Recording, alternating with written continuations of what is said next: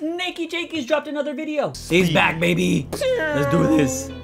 Since the dawn of humankind, we have had but one sick and twisted desire. I must go fast.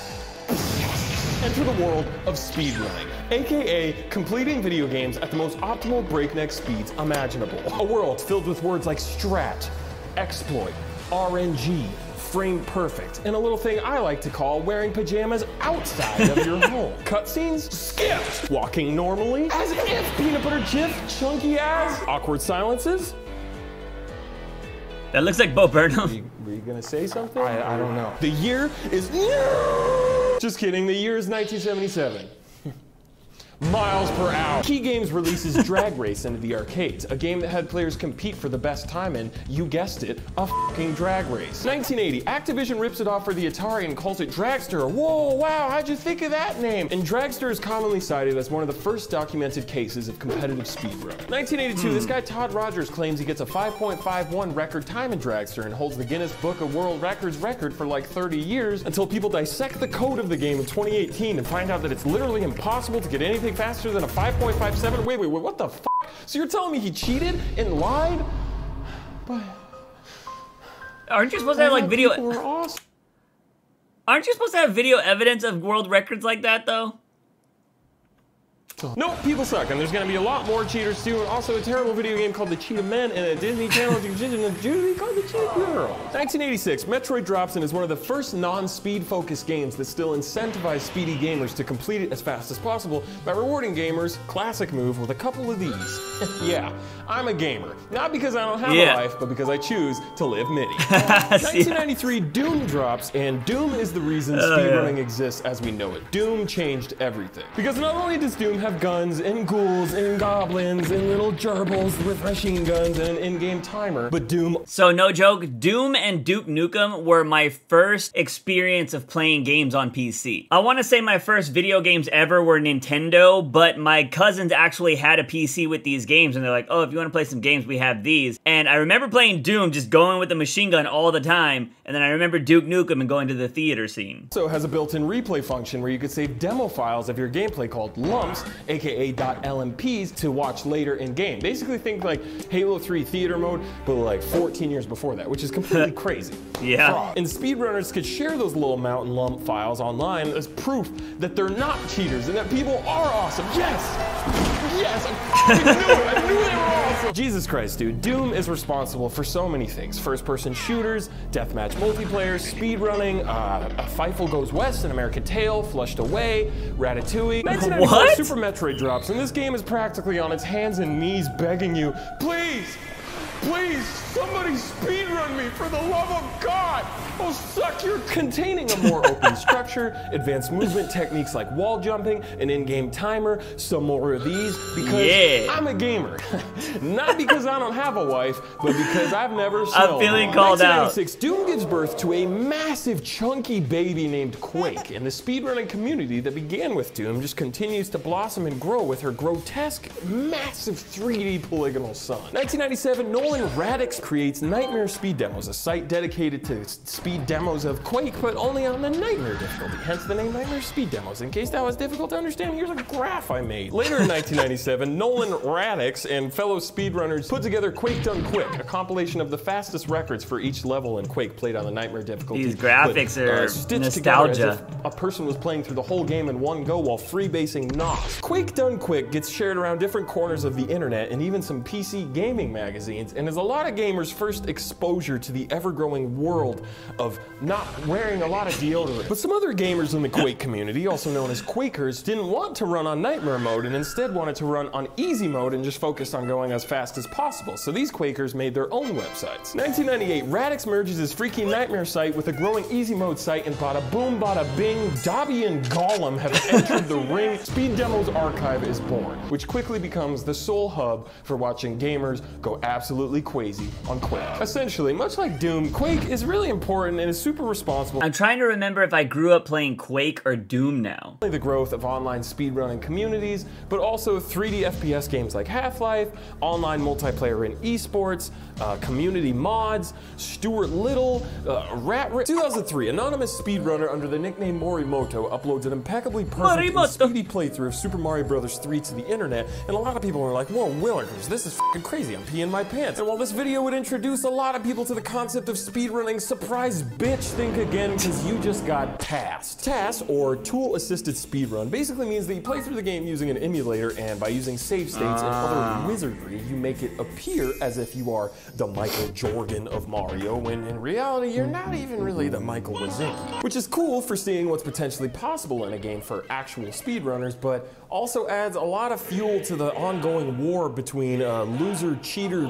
bags of dog shit and people who are actually awesome and do NOS on top of cars. Also in 2003, So yeah, I don't know if he's gonna cover this in the video, but I've always been curious about like the object of speedrunning. I always thought you have to play by the game's rules and it's whoever completes it the fastest, you know what I mean? But I see a lot of people like Ludwig and freaking Miskiff and stuff like that do the Mario speedruns, and they're obviously using glitches all the time. So I'm just curious on like if there is a lot of people out there that beat the game the way it is without using any kind of glitches and what the fastest speeds are. Uploads his own personal speedrun of Metroid Prime to Speed Demo's archive, and after it gets a lot of traffic and attention, he says, you know what, screw it, and opens up Speed Demo's archive to speedruns of all sorts of games, not just Doom or Quake, like Ocarina of Time and GoldenEye 007 and Mario Kart 64 and Super Mario 64 and My Dad's a Dentist 64. I've wanted that game to come out for 100 years. And there's even different categories of speedruns, like any percent runs, which basically means just getting to the end credits as quickly as possible by any means necessary, even if it means using glitches and exploits to just teleport to the end of the game in under like 20 minutes. Or 100% runs, which means completing everything in the game to 100% completion. Okay, well, you just answered my question. There's another graph. You know, 4 hours might not be the first thing that comes to mind when I say the word speedrun, but when beating Ocarina of Time usually takes you like 3 years, suddenly 4 hours feels like you're right on the raceway at Talladega. Ow! Okay, so the year is 2007.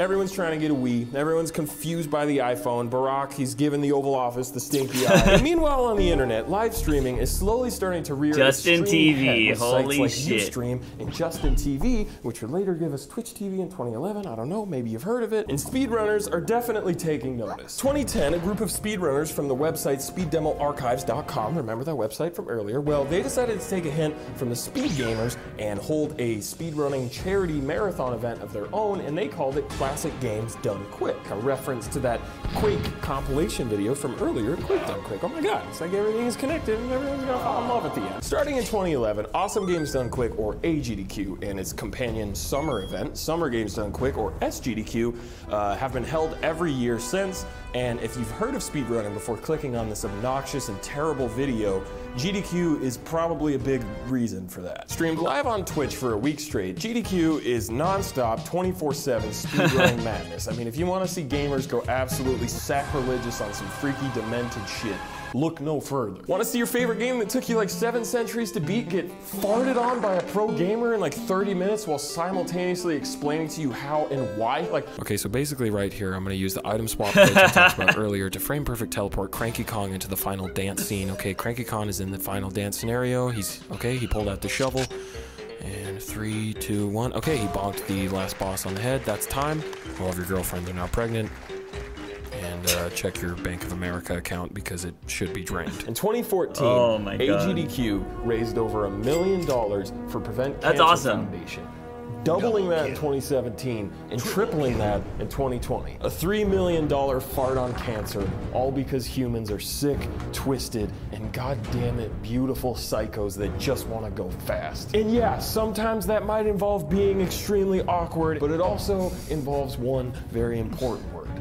passion. While GDQ grew bigger and bigger every year since the birth of Twitch, gaining more and more viewers, speedrunning and speedrunning streamers grew along with it. And even if some people will cheat and lie and do whatever it takes to get some world record in some random game, a lot of other people actually are amazing. The borderline computer android ass level of inhuman perfection and precision required to pull some of this shit off is nothing short of astounding. It is fucking poetry moving at 60 frames per second. Mario speedrunners are nuts. And maybe also sometimes 9 frames per second if it's GoldenEye. Speedrunning, in a lot of ways, reminds me of skateboarding. And not just because I'm dog shit at both of them. It's because both hobbies require that you fail at the same thing over and over and over and over again before you can even get a tiny bit close to achieving your goal. Both hobbies require intense mindfulness and focus and control over what your body is physically capable of doing. Both hobbies have a strong sense of community. You can feel that your peers just want you to succeed and push yourself and break new ground. And they both make people act like tiny little babies and have little pissy fits. Although I am neither a professional gamer that works at GameStop or a professional skateboarder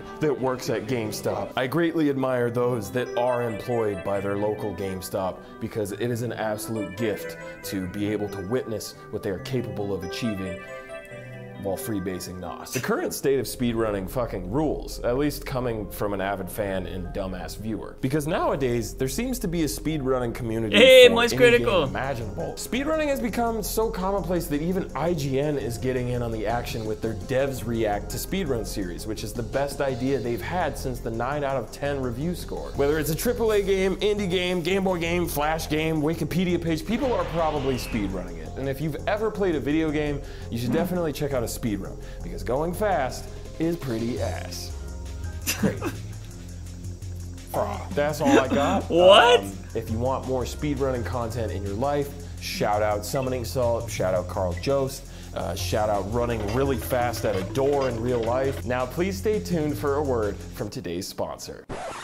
Just kidding, it's me. I'm today's sponsor. If you're watching this video, then that means my album comes out very soon. Yeah. I worked very hard on those songs. Some of them have even been in the oven since before I had a YouTube channel, and I really hope you like it. That being said, if they're not good, bully me.